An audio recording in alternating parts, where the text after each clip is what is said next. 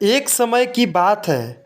एक छोटे से गांव में गरीब पति पत्नी रहा करते थे। वे दोनों कठिन मेहनत से अपना गुजारा कर रहे थे, लेकिन हमेशा खाने पीने की चीज़ों की कमी रहती थी। एक दिन पति जंगल में लकड़ी काटने के लिए गया। रास्ते में उसे एक अनोखा घड़ा दिखाई दिया।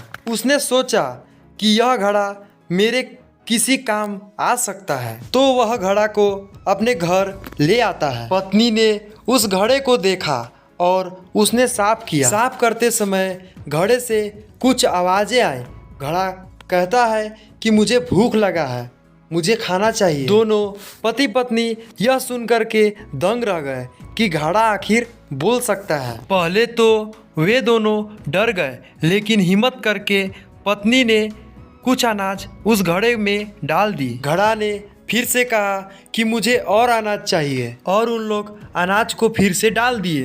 तभी घड़ा से उन्हें दुगना अनाज प्राप्त हुआ जो वे घड़े में डाले थे। अब पति पत्नी को यह विश्वास हो गया था कि घड़े में जो भी चीज़ डालेंगे उसका हमें घड़ा दुगना करके देगा। घड़े की सहायता से उनके घर खाने पीने की चीज़ें बढ़ने लगी और धीरे धीरे उनका जीवन सुधरने लगा। धीरे धीरे वे दोनों काफ़ी अमीर हो गए, लेकिन समय के साथ पति पत्नी में लालच बढ़ने लगी। तभी पति ने सोचा कि यदि घड़ा बोल सकता है तो हम और भी चीज़ें मांग सकते हैं। तभी उसने घड़े से सोने की मांग की। तभी घड़ा ने उससे कहा कि मैं तुम्हें सोना दे सकता हूँ, लेकिन याद रखना कि ज़्यादा लालच मत करना। यह कहकर घड़ा ने उन्हें सोना दे दिया। पति पत्नी में इतना लालच बढ़ गया कि वे दोनों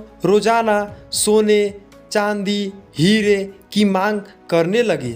एक दिन पति ने घड़े से बहुत ज़्यादा सोना की मांग की, लेकिन घड़ा यह सुनकर नाराज हो गया और घड़ा कहता है, मैंने तुम्हें पहले ही चेतावनी दी थी कि लालच ज़्यादा मत करना, तुमने अपनी सीमा पार कर दी है। इतना कहकर घड़ा गायब हो जाता है। घड़े के साथ साथ घड़ा ने जितना भी सोना चांदी दिया था घड़ा ने वापस ले लिया। इस प्रकार लालच के कारण पति पत्नी जो पहले की स्थिति में जी रहे थे फिर से उसी स्थिति में आ जाते हैं। इस प्रकार वे दोनों बहुत ही ज़्यादा दुखी हुए। वे दोनों समझ जाते हैं कि हमें जितना मिला है उसी में हमें संतुष्ट हो जाना चाहिए था। तो दोस्तों, आज का कार्टून वीडियो यहीं तक रखते हैं। यदि आपको ऐसा ही घड़ा मिलेगा तो आप लोग क्या मांगना पसंद करेंगे? कमेंट में